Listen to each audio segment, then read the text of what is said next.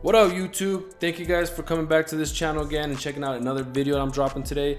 This video will be a little bit different, even though it's still a haircut tutorial. Today we got ourselves a 3-month makeover. Believe it or not, the same person that's in this clip will be the same person at the end of the video. Let's get straight into it. As you can see, my boy has not got a haircut in 3 months. My boy's been struggling. He's been down bad. We need to bring him back to life. So starting with our number 2 guard, we are taking some of this bulk off, but we're also giving the shape of a mohawk. And this way we're a lot easier to maneuver with our trimmers and kind of see what we're doing. Now that we've taken some of this bulk off, it'll be a lot easier for us to see what we're doing. So using our trimmers, we're gonna create our baseline. And like I said, we are doing a mohawk. So make sure this baseline is very nice and legible so the rest of your fade can come out super clean.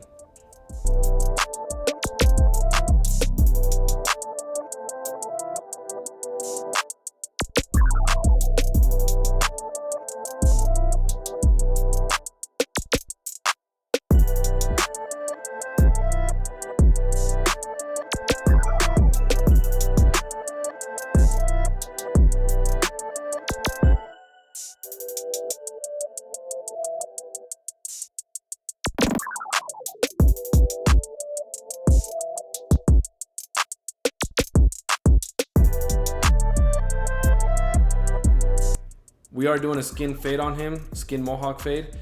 So whatever we just took off with the trimmers, we're gonna go back in with our shavers and just go over that area. The only difference between a skin fade and a 000 fade is honestly like a day or two grow out depending on the client's hair.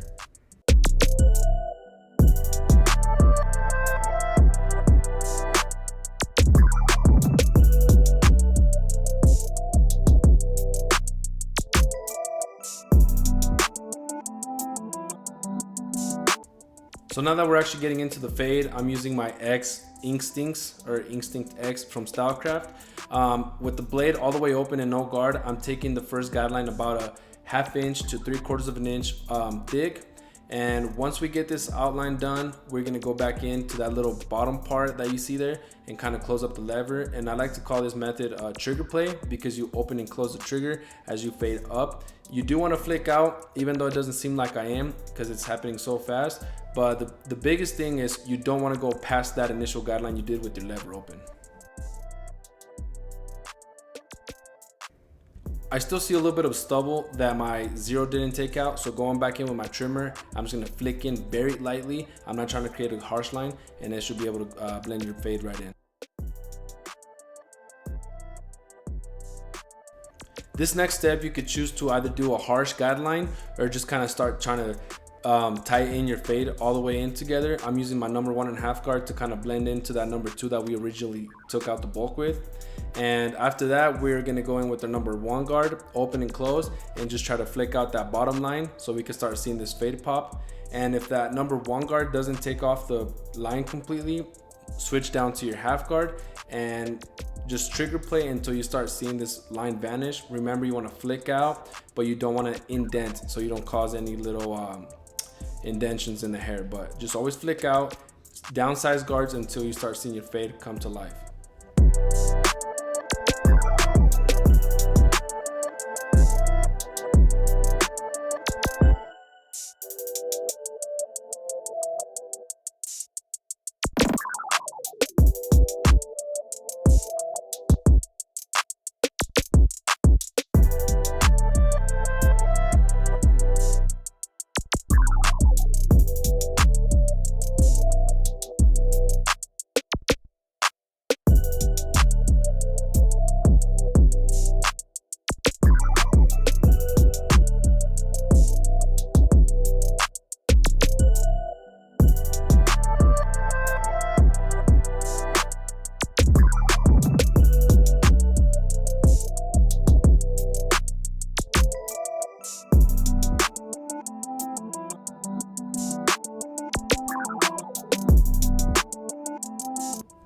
Given it's been 3 months since my boy last got a haircut, we're gonna take about 1.5 inches to 2 inches off the top just because it's super long and it doesn't even look nice. So we definitely want to trim up the top. You want to make sure you saturate your hair all the way.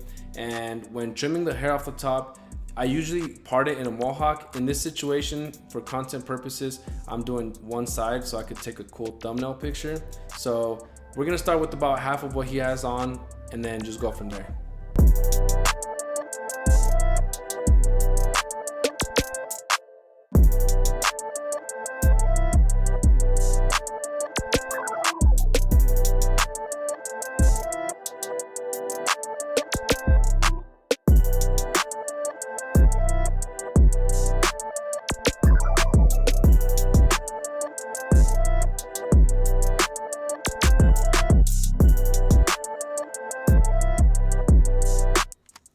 When doing clipper over comb, you never want to dig too deep in the hair because then you are going to create some indentions and it's just going to look weird when you look at them from certain point of views. So you want to make sure you angle the comb at a 45-degree angle, and it's always better to take out less hair than to take out a bunch of hair at once. It's been so long that he hasn't got a haircut that all his little baby hairs from his previous lineup already grew back. So this isn't a pushback. These are the little hairs that don't stay up when he styles his hair, but don't also stay down. So they're not even doing him any favor. So you want to take these off, clean up his hairline, keep it natural, and just make it nice and sharp.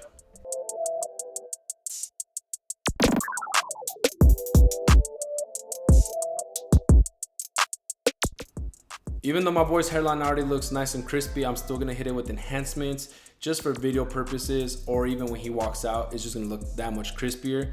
A lot of people hate on enhancements, man, but if you do them right, they should look fine, they should look natural, and it just makes your haircut look that much better. So in this case, I sauced him, the hairline was saucy, but the enhancements made it look 10 times better in my opinion. Let me know what you guys think down below.